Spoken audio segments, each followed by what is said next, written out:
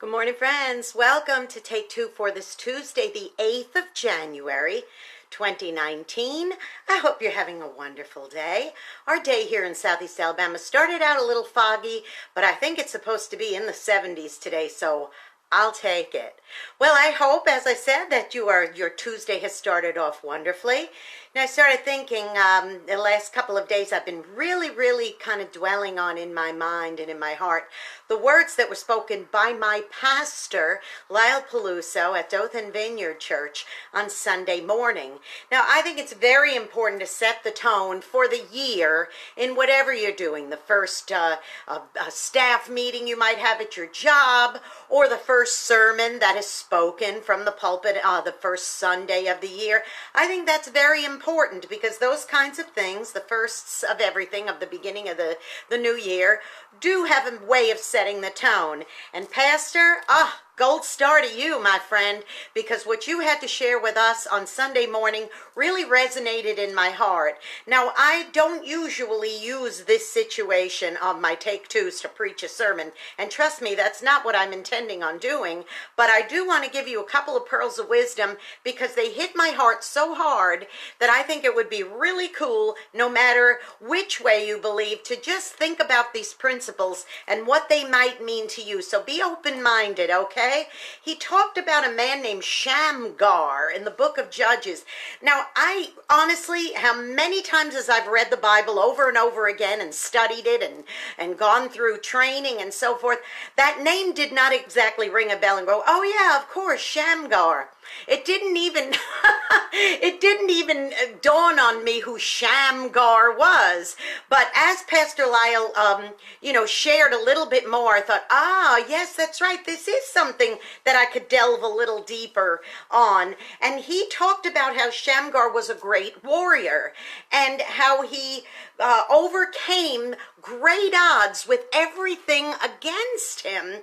The only weapon that Shamgar had when he went into battle was this kind of like a machete of sorts. It was a goat. What did he say? It was a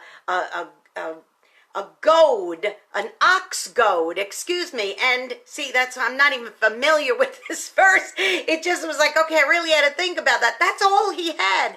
And out of that, he was able to have great results and be a great warrior. He ended up defeating all sorts of enemies with this simple little tool. So, sometimes, as Pastor Lyle said, sometimes we face all kinds of conflicts and circumstances that are way beyond our control.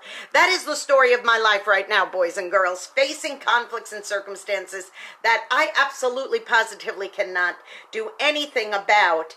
But I have to ask myself the question, am I willing to let these circumstances dictate my life to me, or can I just let go and let God? And here's three principles that God gave us in his word in the book of Judges through Shamgar. And listen to this.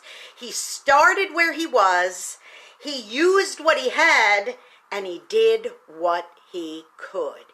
I started thinking about all the different things that you have going on in your life that you just don't have the tools for. Like, for example, if this is the only tool I had, this tiny little wrench, could I possibly install an electrical system or build a house? Why, certainly not. But I might be able to tighten a loose nut or bolt. That I can do. So I started with what I have, and I used what I could, and I did what I could. For example, how about cooking a meal?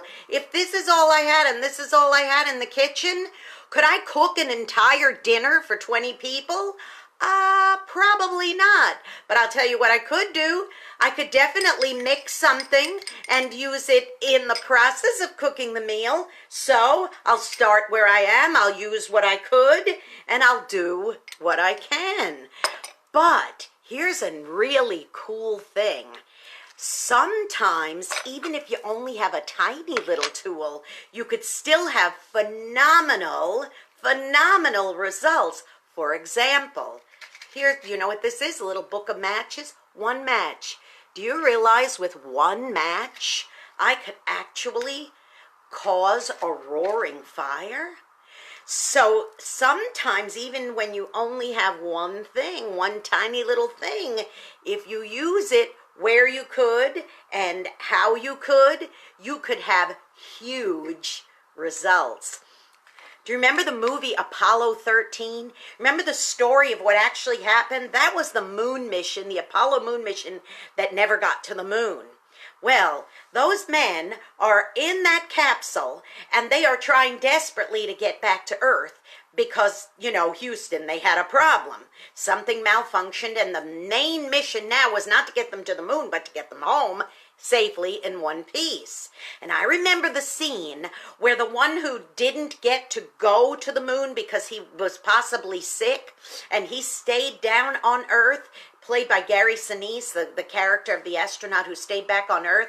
He and the group of the technicians got a cardboard box, and they filled it with miscellaneous pieces, and they went into a ready room and they dumped it out. And it was all kinds of odd things, like a piece of plastic and a hose and a rope and all that. And the other men in the room, all the brains in the room, said, "What is this?" He said, "This is what the men in the capsule have with them.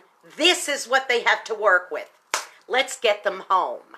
And you think, wow, you ever been in that situation? If I only had a knife, if I only had a match, if I only had this, if I only had that, but you don't have it, you've got to start where you are. You've got to use what you have, and then you've got to do what you could. And that was an important thing. Well, they all put their brains together with these principles in mind, just like what Shamgar was. All he had was the ox goad, okay? And they put their brains together, and wow, by golly, they got those men home safely and in one piece. And the rest is history, of course. So this is my challenge to you today, boys and girls. Are you in a situation where you think, oh, all I've got is this, I only have these things, what can I possibly do? Here's my advice to you. Just like Shamgar, start where you are. Use what you have, and please, just do what you could, because you never know. This little match might in fact turn into a roaring fire.